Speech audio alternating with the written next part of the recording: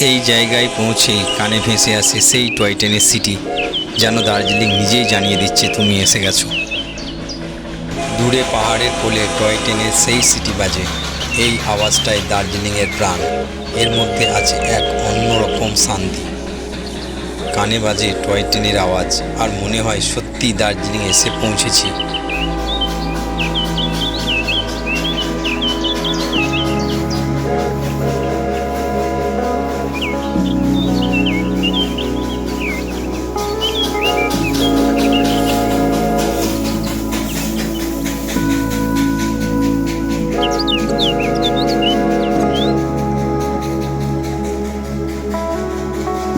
আপনি জানেন এই ট্রেনটা শুধু পাহাড়ে চলে না, এটা যেন আপনার সাথেই চলতে থাকে, মনের ভিতরে, স্মৃতির পথে।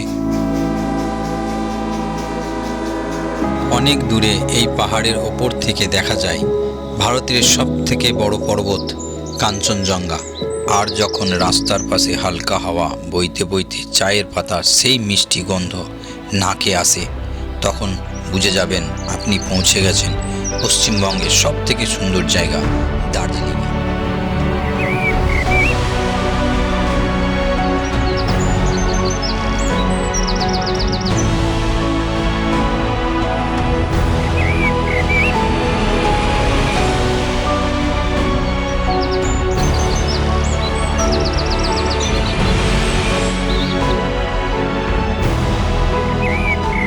সমুদ্রপৃষ্ঠ থেকে প্রায় ৬৭০০ ফুট উঁচুতে অবস্থিত দার্জিলিং হিমালয়ের কোলে গড়ে ওঠা এক অপূর্ব সুন্দর পাহাড়ি শহর। এই শহরের সবচেয়ে বিস্ময়কর দিক হলো এমন উঁচু পাহাড়ের মধ্য দিয়েও এখানে ট্রেন চলাচল করে। আর সেই কারণেতেই দার্জিলিং রয়েছে ভারতের অন্যতম উচ্চতম রেলওয়ে স্টেশন। ভারতের মধ্যে এর থেকে উঁচু আর কোনো রেলওয়ে স্টেশন নেই। সমুদ্রপৃষ্ঠ থেকে প্রায় ৬৭০০ ফুট উঁচুতে হিমালয়ের কোলে শান্তভাবে দাঁড়িয়ে আছে দার্জিলিং রেলওয়ে স্টেশন। এখানে এখনও শোনা যায় সেই পুরনো দিনের স্টিম ইঞ্জিনের শব্দ। ছুকছুক করে পাহাড়ে বুক চিরে এগিয়ে চলে ছোট্ট টয় ট্রেন। অবিশ্বাস্য হলেও সত্যি, এত উঁচু পাহাড়ে আজও চলে এই ঐতিহাসিক স্টিম ইঞ্জিন, যা ভারতের সর্বোচ্চ রেলওয়ে স্টেশনকে জীবিত করে রেখেছে। পথে পথে দেখা মেলে শত বছরের পুরনো স্টিম ইঞ্জিনগুলো, যেগুলো আজও জীবনের ছন্দ ছুটে চলেছে পাহাড়ি রেলওয়ে লাইনে।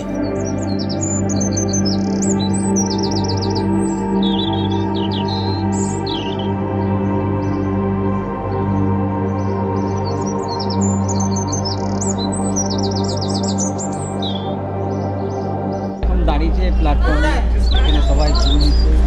এই দার্জিলিংয়ের এটাই সব থেকে ফেমাস, যেটা হচ্ছে টয় ট্রেন। নামছে এখানটায় দেখার জন্য, খুব ভালো লাগছে। দার্জিলিংয়ে আশেপাশে ঘুরতে ঘুরতে কিছু মানুষের সঙ্গে কথাবার্তা বললাম। সেখানে আমি দেখলাম নেপালি ভাষায় মানুষ বেশিরভাগই আছে এবং এখানে নেপালি সংস্কৃতি ও বুদ্ধ ধর্মের মিশ্রণ রয়েছে। আমি ভেবেছিলাম এখানে সবাই বাংলায় কথা বলবে, কিন্তু বাস্তব বেশিরভাগ মানুষই নেপালি ভাষায় কথাবার্তা বলছে। দার্জিলিংয়ে সাধারণত ৩ থেকে ৪টি ভাষায় ব্যবহার হয়: নেপালি, বাংলা, ইংরেজি ও হিন্দি। মানে ভারতের অন্য কোনো অঞ্চলের মতো এখানে একটি ভাষা কাজ চলবে না। যেমন নর্থ ইন্ডিয়া বা সাউথ ইন্ডিয়ায় অঞ্চলে আলাদা ভাষায় ব্যবহার হয়। এই অভিজ্ঞতা থেকে বোঝা যায় ট্রাভেল করতে হলে অনেকগুলো ভাষা জানা ভালো।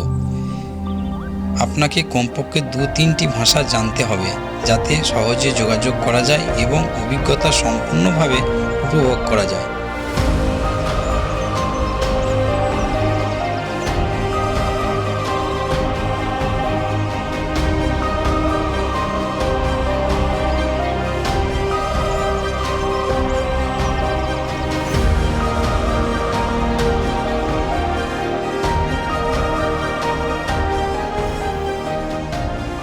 ये जगह का नाम क्या है? पोटासिया लूप है। किसने बनाया ये? किसके ये रीजन आर्मी का है, आर्मी के। आर्मी से क्या हुआ था? जितना भी रिटायरमेंट है ना, अच्छा। हम लोग का 100 लोग होता है ना, उसको लेकर यहाँ से लाते हैं। अच्छा अच्छा अच्छा। इधर मार्केट का ये सीजन कौन सा टाइम है, कौन सा महीना में सीजन अच्छा है? सीजन तो मार्च अप्रैल में बहुत अच्छा। मार्च अप्रैल में सबसे ज़्यादा लोग आता है इधर। हाँ, सबसे ज़्यादा लोग आते हैं। अच्छा, आप तो इधर 40 साल से है, ज़्यादा करके कौन सा कंट्री का आदमी आता है, मतलब कौन सा एरिया का? बंगाल से आता है। बंगाल से आता है, वेस्ट दिल्ली बंगाल। से, दिल्ली दिल्ली से, कोलकाता से, बाहर का फॉरेन से आता है। फॉरेन से भी आता है। यहाँ पे ना कुछ नहीं होता, खाली आलू होता है, मूला होता है, कॉफी होता है। तो साग साग जो है हाँ, साग वो सब होता है। अच्छा अच्छा अच्छा, मैंने सुना है, अब तक देखा नहीं है आपने, बोलते हैं ये ठंडी का मौसम में इधर स्नोफॉल होता है, सही में होता है? कभी होता है? 6 साल 7 साल से नहीं हुआ। বাতাসা লোক যখন আপনারা আসবেন, এই আন্টিকে দেখে রাখুন, এই আন্টি দোকানে ম্যাগি হয়, मोमो है, वो क्या क्या मिलता है आपके पास? मैगी होता है। मोमो मैगी जरूर खा के देखिएगा, इधर बहुत टेस्टी है। मैंने 2 ऑर्डर किया है। खाएगा आज सिर्फ मैगी खाया, और इससे पहले मोमो खाया, 1.5 प्लेट करके मोमो खाया, अभी मैगी खा रहा हूँ, और शाम को टाइम रोटी खाएगा।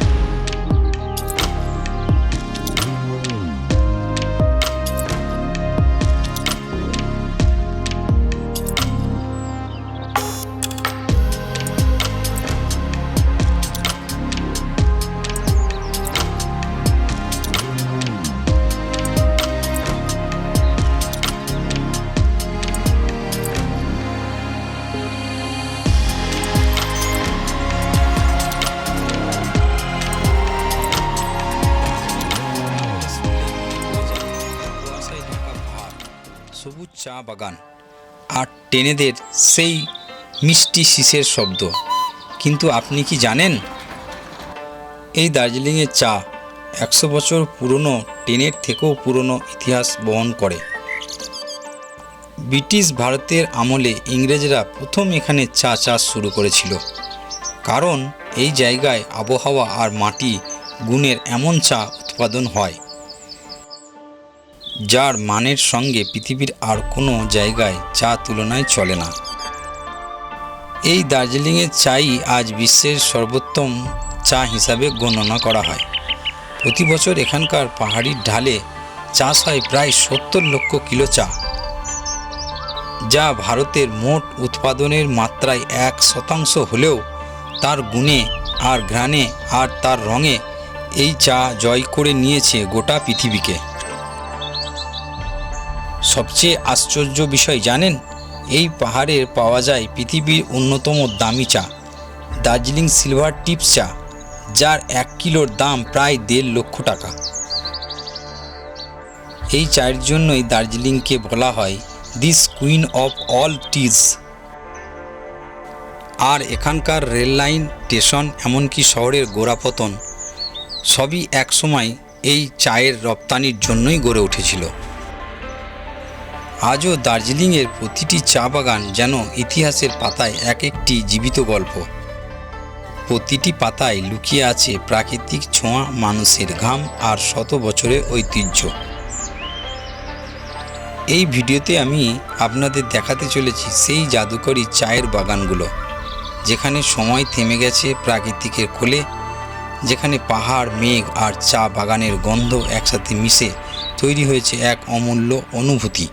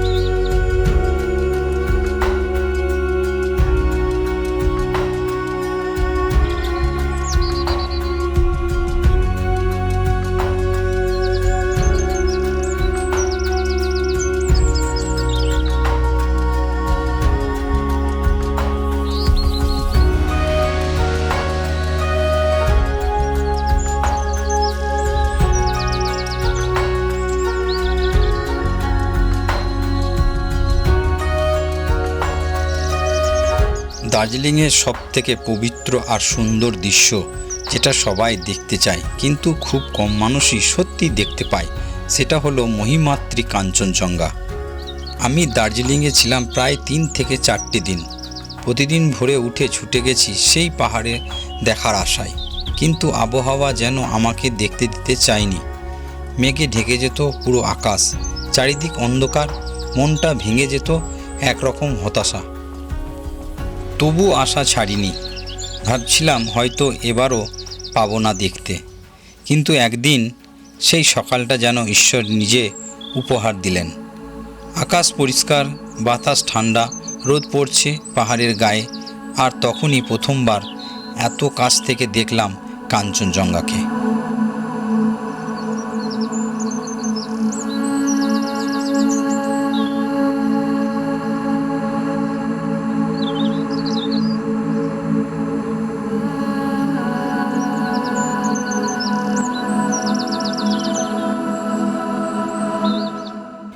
এক মুহূর্তের জন্য নিঃশব্দ হয়ে গেল জায়গাটা।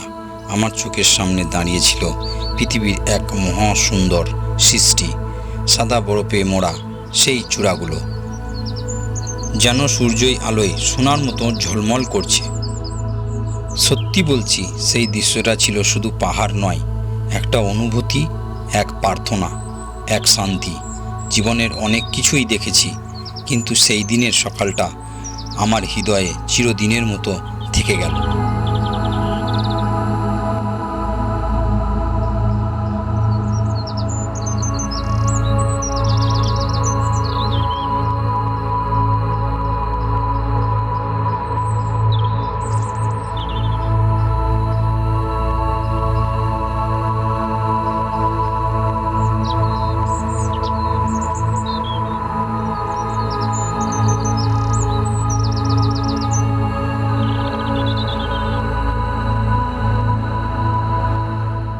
দার্জিলিংয়ে এসেছি আর রক গার্ডেন যাব না, এটা তো হতেই পারে না।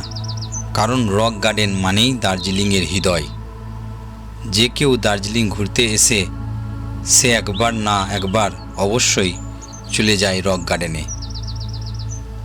আমিও চললাম সেই পথে। পাহাড়ের ঢাল বেয়ে নিচের দিকে নামছি, আর সামনে খুলে যাচ্ছে প্রাকৃতিক এক অন্য রূপ। চারিদিকে সবুজ পাহাড়, তার বুক চিরে বয়ে চলেছে ঝর্ণা। জল গড়িয়ে পড়ছে অনবরত, যেন পাহাড় গান গাইছে নিজের সুরে।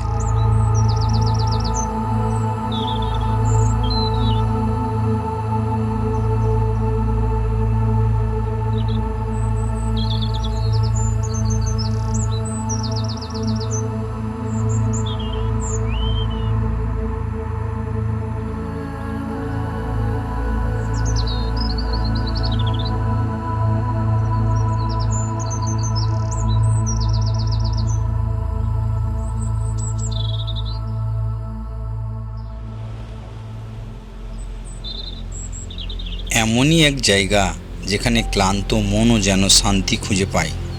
রক গার্ডেন আমাদের সবার দার্জিলিংয়ের গর্ব, আমাদের সবার প্রিয় পাহাড়ি কোল।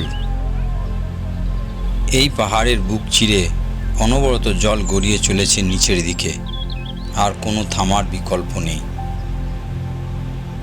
যেন প্রাকৃতিক নিজের সুর, যা একবার বাজতে শুরু করলে আর থামে না। এই জায়গাটা এসে সত্যি মন একদম শান্ত হয়ে যায়। চোখ বন্ধ করলে শুধু শোনা যায় জলের মিষ্টি আওয়াজ, যা কানের মধ্যে একটা অদ্ভুত শান্তি এনে দেয়। রক গার্ডেন একটা নাম নয়, এটা এক অনুভূতি, এক প্রশান্তি। এখানে দাঁড়িয়ে মনে হয় পৃথিবীর সব চিন্তাই যেন এই জলের ধমনীতে মিশে যায়। চারিদিকে শুধু সবুজ পাহাড়, তার মাঝখানে জলপ্রপাতের অনবরত ধারা, যা দেখে মনে হয় পাহাড় নিজেই নিঃশ্বাস নিচ্ছে। প্রাকৃতিক এই শিল্পকর্মের সামনে দাঁড়িয়ে মনে হয় আমরা আসলে কত ছোট, আর প্রাকৃতি কত বিশাল, কত জীবন্ত। রক গার্ডেন শুধু দেখার জায়গা নয়, এটা একটা অভিজ্ঞতা যা হৃদয়ের গভীরে গিয়ে ছুঁয়ে যায়।